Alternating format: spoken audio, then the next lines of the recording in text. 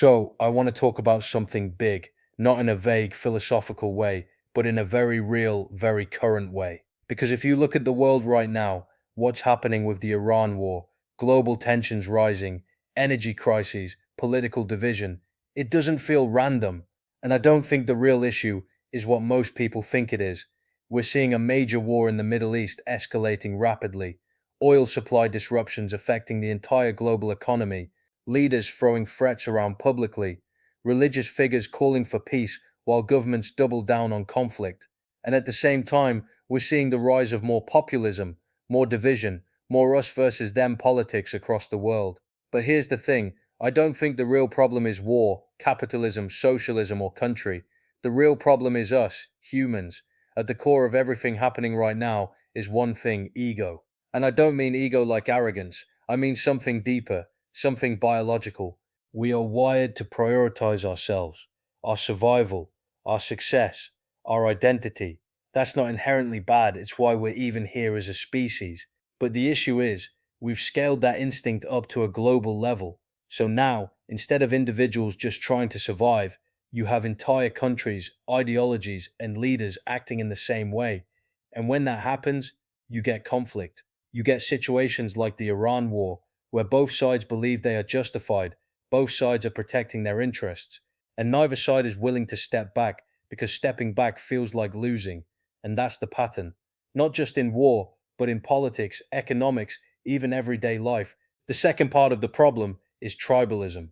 Humans naturally split into groups, countries, religions, political beliefs, cultures. That's normal. But the issue is, we don't just belong to groups, we compete with them. We define ourselves against others, and once that happens, everything becomes a game of winning. Winning power, winning influence, winning resources, winning arguments, even when winning actually makes things worse overall. You can see it right now. Countries fighting over resources, economies being disrupted globally because of regional conflicts. The Strait of Hormuz closes, and suddenly a war in one region impacts food prices, energy prices, and political stability across the entire planet. That's how interconnected we are now, and yet, we still act like isolated tribes. Here's where it gets really important. We've built a world where success is defined by comparison. Someone has more, someone wins, someone dominates. But think about that for a second. If success only applies to some people, then by definition, others have to fail. And when you scale that up globally, that becomes instability, conflict, collapse. We are literally trying to win in ways that guarantee we lose as a species, because non-collaborative success always leads to collective failure. People love to argue about systems, capitalism versus socialism, left versus right, democracy versus authoritarianism, but honestly, none of those systems work properly if the people inside them are driven by self-interest above all else. You can have the perfect system on paper, but if leaders are ego-driven, power-hungry, or focused on short-term gain, the system breaks. And we're seeing that right now. Populist leaders rising, self-centered politics becoming more normal, decisions being made not for long-term survival, but for short-term wins. Even analysts have pointed out how leadership ego and image can shape major global conflicts today. So again, it comes back to human behavior. Now here's where it gets interesting. Humans actually work really well together when we have a shared challenge. We need something to unite against. That's why wars mobilize entire nations. That's why crises create innovation.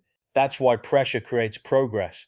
So the goal isn't to remove that instinct, it's to redirect it. Instead of us versus them, it needs to become us versus the problem. The solution starts with redefining what success actually means. Right now, success is exclusive. But what if success was defined as something that benefits everyone? Not just one country, not just one group, not just one individual, everyone. Because if everyone succeeds, the system stabilizes. If only some succeed, the system eventually collapses. This doesn't mean getting rid of countries, cultures, or identities. It means adding a layer above them, a global identity, where every country still exists, but also sees itself as part of something bigger. A global community whose purpose is to support itself and every other community at the same time. Imagine the smartest people from every country working together, not competing, to solve global problems. Food shortages, energy crises, climate issues, war. Instead of solving our problems, we solve each other's problems. And in doing that, everyone wins. Economically, this means cooperation over competition. Not removing trade, but redefining it.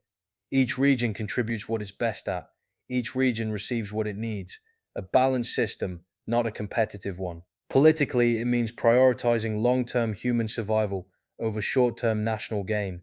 It might even mean creating a global framework, a shared set of rules that every country agrees to follow, not to remove sovereignty, but to protect humanity as a whole.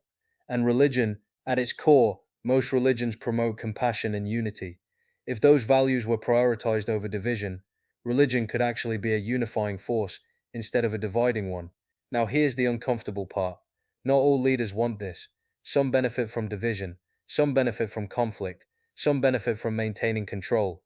And those leaders either need to change or be replaced, not through chaos, but through awareness, education, and collective pressure from people who demand better.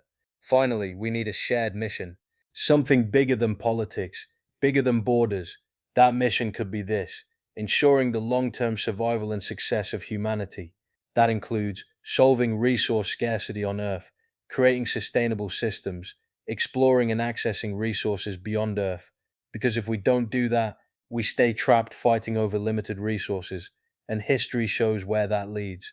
If we keep going the way we are, more division, more ego-driven leadership, more competition over cooperation, we don't just risk failure, we guarantee it. But if we shift, even slightly, towards collective success, shared goals, and global thinking, then everything changes, because the same instincts that divide us can also unite us. At the end of the day, this isn't really about politics, it's about perspective. It's about recognizing that in a world disconnected, there is no them, there is only us. And the question is, are we going to keep competing against each other, or finally start working together? Follow Project Humanity if you want to support these ideas, if you want to believe in a better future, and start a global movement to save humanity before it's too late.